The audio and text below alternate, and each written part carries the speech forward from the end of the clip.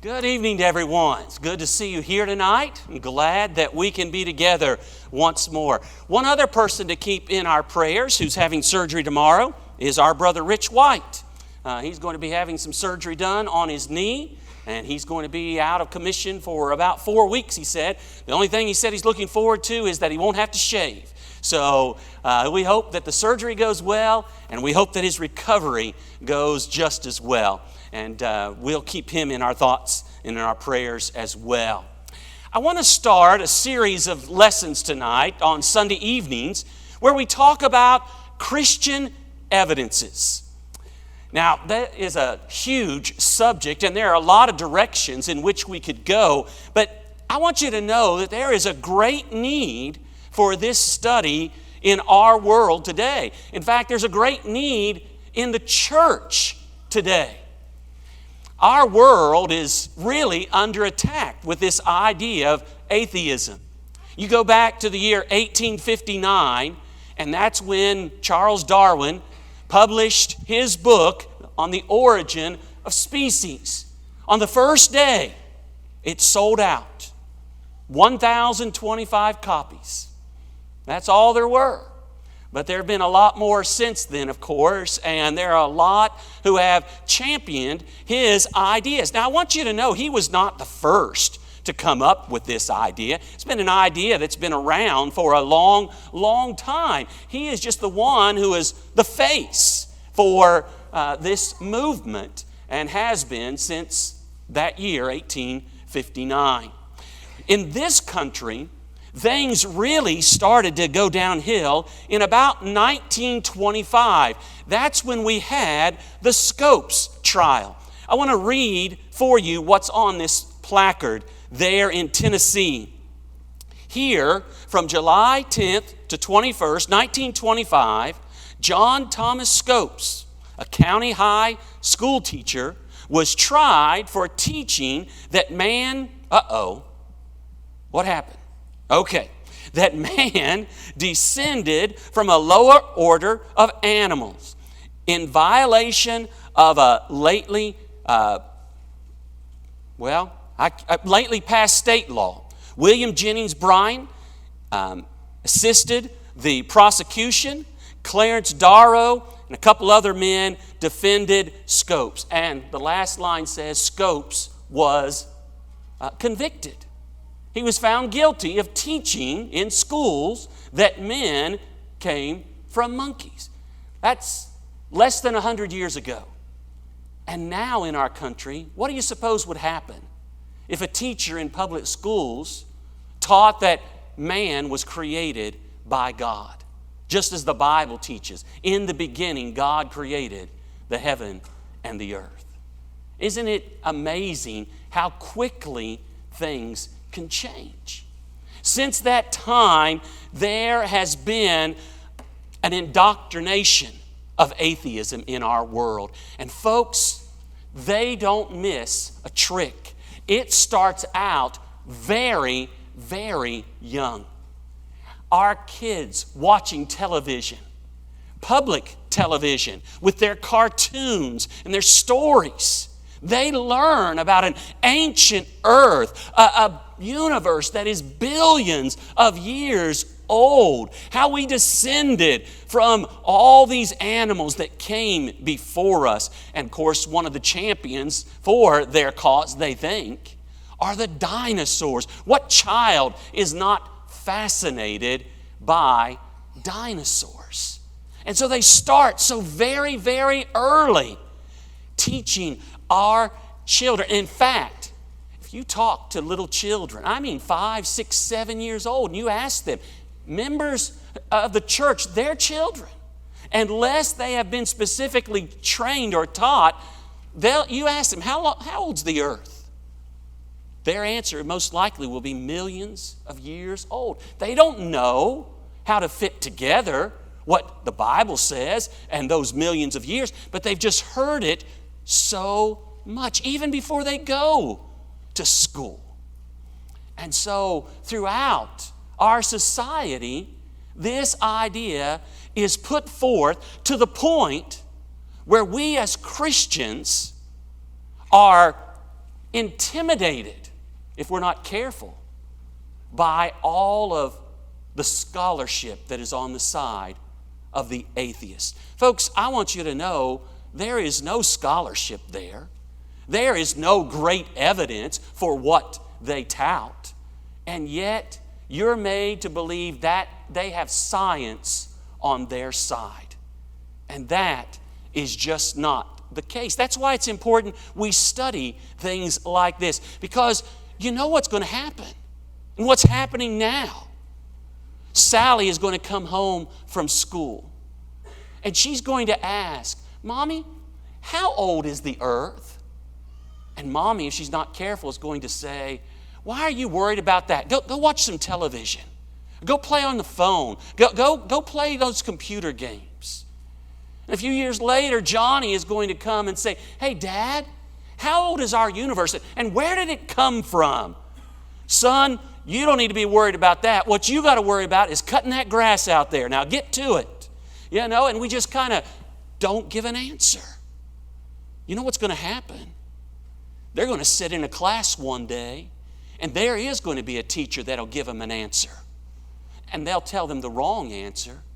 But here's someone that they've looked up to, that they've been taught we're supposed to respect, and they give us this answer. Mom and Dad won't answer it. And so this must be the way things are. And in an instant, a lifetime of Bible teaching can be thrown aside. Folks, it's so important for us to know why we believe what we believe. I know that it would be wonderful if we had some kind of direct evidence, if we could see, if we could touch, if we could hear with our own the voice of God, if we could look through a telescope and see Him somewhere, or maybe a little part of Him underneath of a microscope and see the evidence that way. But you're not going to find that. But folks, that doesn't mean that we don't have evidence. The evidence is there. And that's what I want us to look at over the next few weeks. There are really 3 pillars to Christian evidence. And we need to hold on to these for all that we are worth and know why we believe what we believe. These 3 pillars are, number 1, the existence of God, number 2, the deity of Jesus, and number 3, the inspiration of the Bible. Folks, it's no wonder that these thoughts are under such attack, because the atheist knows if he destroys any of these pillars, he's victorious. And so he attacks the Bible. He attacks the deity of our Lord, and certainly he attacks the existence of our God. Well, that's what I want to talk about over the next couple of weeks. And we're going to start tonight with the existence of God. And what I want to share with you are 5 reasons to believe in God. I know there are a lot more, but I just want to share these 5 with you tonight. And here they are. Number 1, matter demands a maker. Number 2, life demands a life giver. Number 3, design demands a designer. Number 4, intelligence demands an intelligence creator. And number 5, morality demands a moral lawgiver. Those are powerful, each one by themselves, but together they give us every reason to believe in our God. Let's start with this first idea. Matter demands a maker.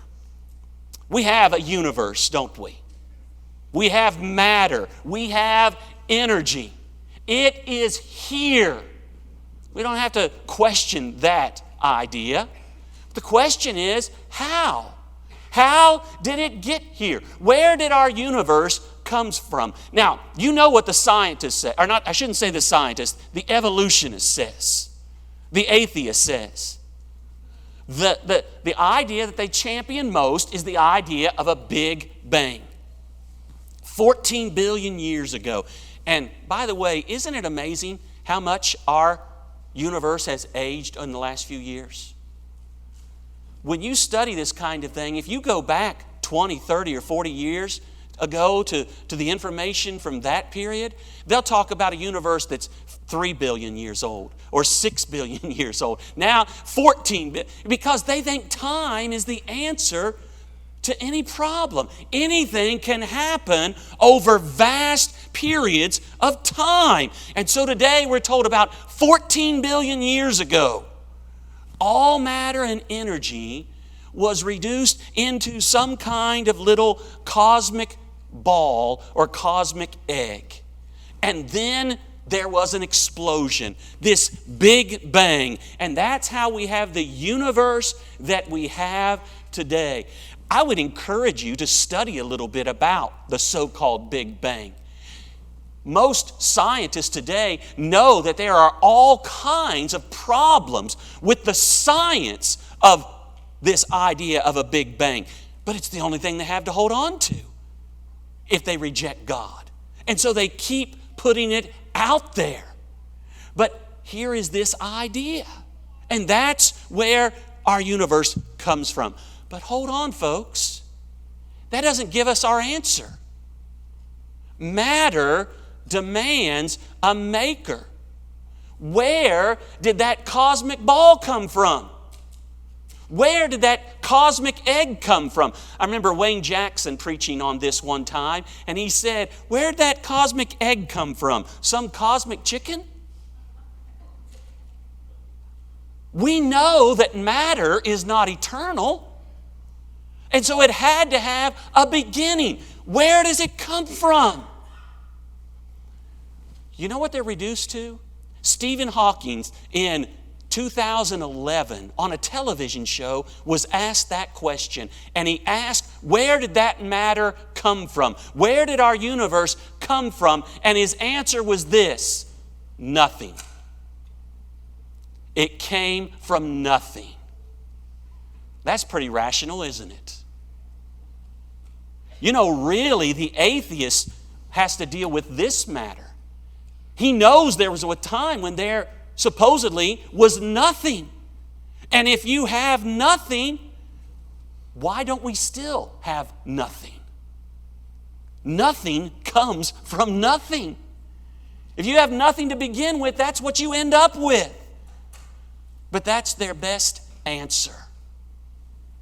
Folks, matter demands a maker, someone who made that matter. There's this law that we have, the law of cause and effect. And when you have something that is a scientific law, you have something that is so established that we know this is the way that it always happens. You don't have exceptions to this. And every effect has to have an adequate cause. Folks, nothing is not an adequate cause for our universe, for the matter and energy that is in this universe. We know they're not making anything, well, there's this thought. I guess it's the first thought or first law of thermodynamics. And that is that we have matter and energy. And you can't make any more, and you can't get rid of it. Now, you can change its form, and it goes from being useful to less useful. But folks, it's like real estate. They ain't making any more of it. And so here is this matter. How did it get here? What is an adequate cause? Is nothing an adequate cause? Well, of course not.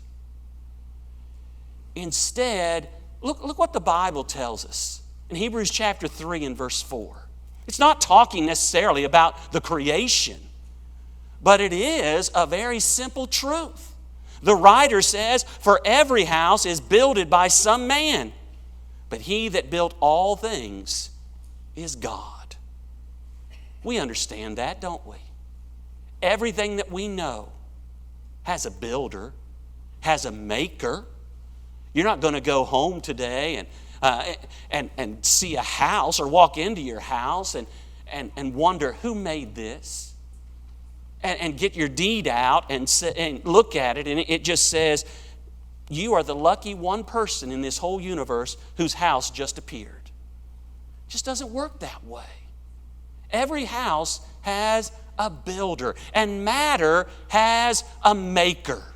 Which one's reasonable? To have nothing create all the matter of the world or universe? Or to have an intelligent creator who has made it all? Well, you know the answer. Matter demands a maker. Now, here's the second thought I want to share with you. Life demands a life giver. We have life all around us. A few years ago, I took a class in microbiology.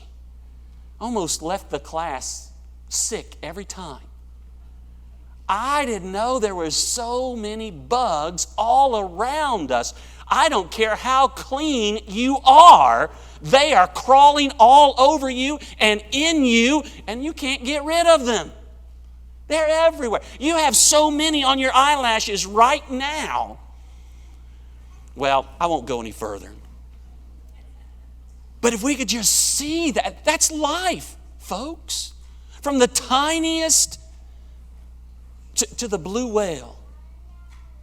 Upon this earth, it's everywhere. Life is everywhere. And we have this wonderful law that we know exists. The law of biogenesis. Bio meaning life, genesis meaning beginning. And so we have this law about the beginning of life and the begetting of life. In nature, life comes only from previous life of its own kind. And by the way, isn't that what God said? That He created the animals to produce what? After their kind. The plants to create after their kind. Now, I know that the atheist wants us to believe that long ago, that in some kind of primeval ooze, there were just the right combination of all these chemicals and so forth, and there must have been some kind of an electrical charge, and poof, all of a sudden, life appeared. The germ of life appeared. You know, we've been trying to create that kind of scenario in who knows how many laboratories, with the very best of settings and materials and equipment and minds working on all of this. And yet, we haven't come close. Science still tells us today that life begets life. And that's the only thing that we see. You know, for a while, back before Louis Pasteur, there was a real thought, that life could come from spontaneous generation. It just happened.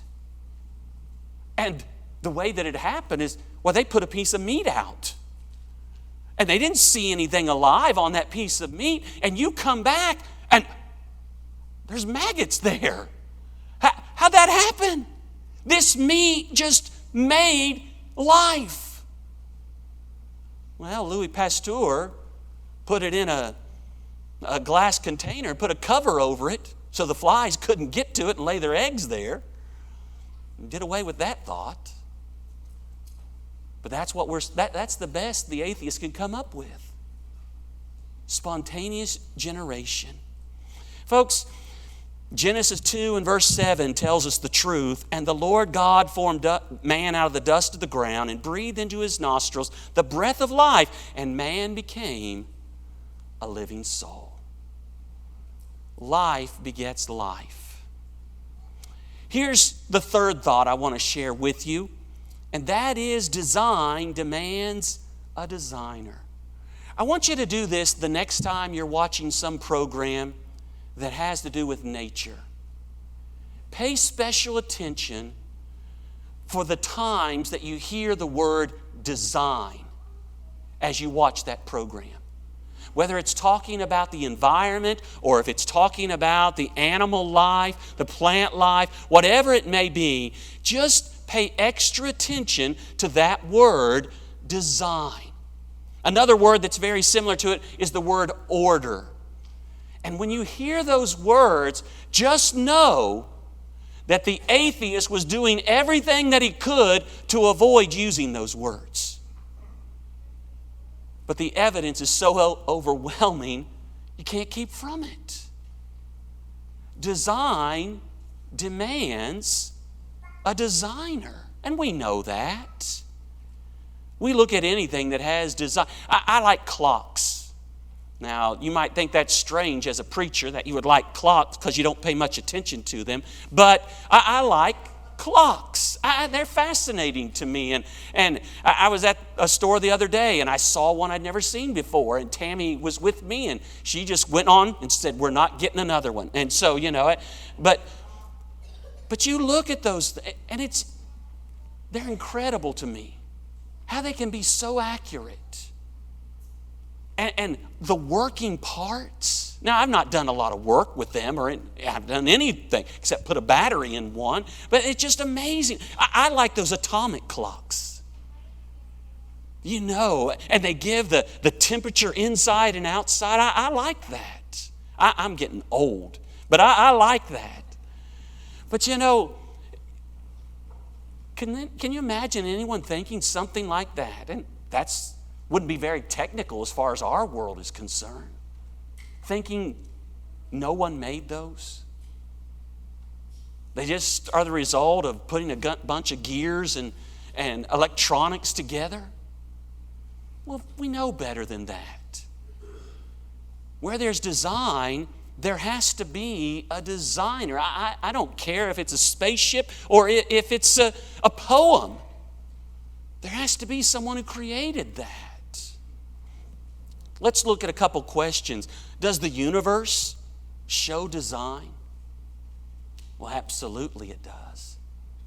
Isn't it amazing that if you wanted to, right here and right now, probably with the phone that you have, in your pocket or wherever you have it, right now you could look and see the exact position that the planet Mars will be in if the Lord lets the universe stand for another 50 years, where it would be on this day.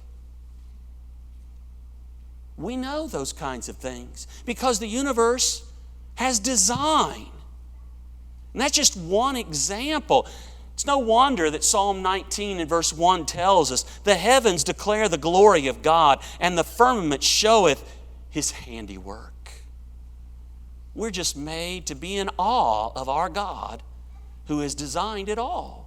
What about this earth? Does it show design? The atheist wants us to believe that this earth is the most amazing accident that the universe has ever seen. That this blue ball would be positioned where it is in relationship to the sun and the moon, and that it would have water upon it in liquid form. We hear all the time, don't we, about exploration into space. We're searching for a planet that could be just like ours, where there might be life, where there might be water. And can't find it. God designed this earth to be the place where man would live. Certainly it has design. Romans chapter 1 and verse 20, "For the invisible things of Him from the creation of the world are clearly seen, being understood by the things that are made, even His eternal power and Godhead, so that they are without excuse." What about plants? Do those show design? What about animals? Do they show design? And think about this. Think about the two working in tandem. How often is it the case that an animal could not exist without a certain kind of plant, or a plant could not exist without a certain kind of animal? Certainly there is great design. Or what about humans? Do we show design? was in a biology class not long ago, and we studied it, and I guess it's still the way that we study biology, by all the systems that make up this body. The skeletal system and the muscular system and the nervous system and the cardiovascular system and the immune system and the digestive system, and on it goes. And all those systems have to work in unity with one another to keep us healthy. You let one of those systems get out of whack, just a little, folks, you got troubles. You got troubles. I think it's interesting. We live in a world where mutation has taken on an idea where our young people think that'd be the neatest thing. I could mutate into Spider-Man. Let a spider bite me, or whatever. I could. This super, folks. I'm telling you, the doctor says you got a mutation. It means one of three things, maybe all of them. It means you're going to have surgery. It means you're going to have chemotherapy, or you're going to have radiation, or maybe all the above. When the body mutates, that is not a good thing. There's great design in this body. It's why in Psalm 139, verse 14, we read, I will praise thee, for I am fearfully and wonderfully made. Marvelous are thy works, and that my soul knoweth right well. Folks, where there's design, there has to be a designer. And then here's number 4. Intelligence demands an intelligent creator. It's incredible when you think about the intelligence that we have been blessed with by our Creator. The things that we're able to do. Now, I know that there are a lot of human beings that show a lack of it. And I know I've been guilty of it on many occasions. But in general, we are a people that have been blessed with great intelligence, with all that we're able to do. Here's this idea of intelligence. The capacity to acquire and apply knowledge, the ability to learn and understand things, or to deal with new or difficult situations. Certainly we as human beings have it, and to a lesser degree, many animals have it. Much of what we call instinct is just animals doing what God created them to do with the intelligence that He gave unto them. And that intelligence comes from one who gave us that intelligence. Folks, the atheist is really left with this question: do we owe our intelligence to slime or to our God? Which makes more sense? And we know you don't get intelligence from a rock or from water or from some chemical. Intelligence comes from an intelligence giver. And then here's this last thought I'll share with you tonight as we talk about 5 reasons to believe in God. And that is, morality demands a moral law giver. Folks, this is a very powerful argument. And here's the question. Why do people believe some things are right and some things are wrong? I mean inherently right or wrong. I know that you can find someone that will oppose almost any kind of thought, but there are some things that we as human beings know to be wrong.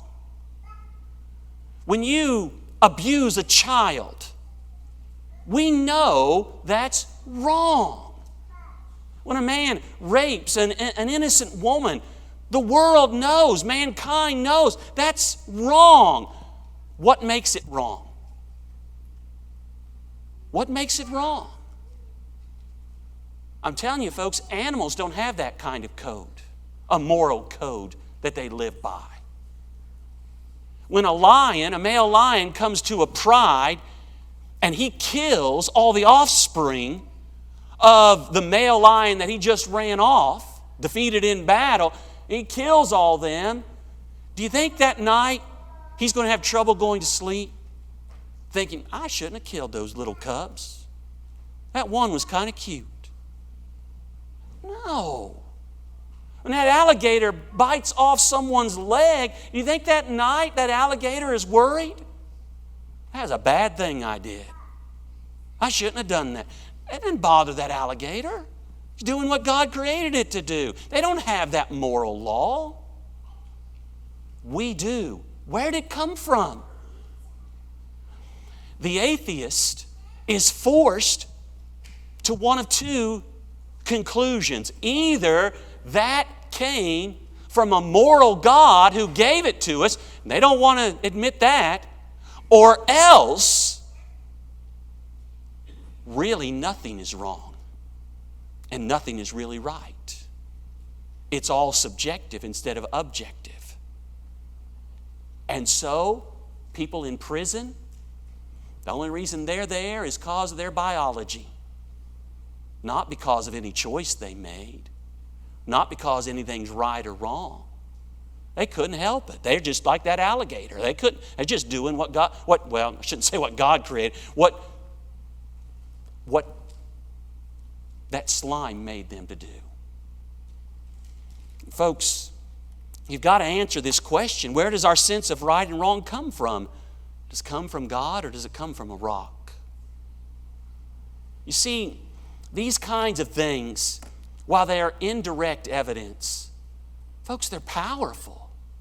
No, we can't see Him or touch Him, but we can have great, great assurance that there is a God and we need to serve Him. And you look at proofs like this, and they just remind us of how sure our belief in our God is. Don't let anyone shake that. Don't let anyone shake that. In fact, you study these things more, and your faith will be the better for it. Many atheists know these things. The one reason they don't want to accept them is simply because of this. If they admit that there is a supreme being, then they also have to admit they're accountable to Him, and they don't want that to be the case.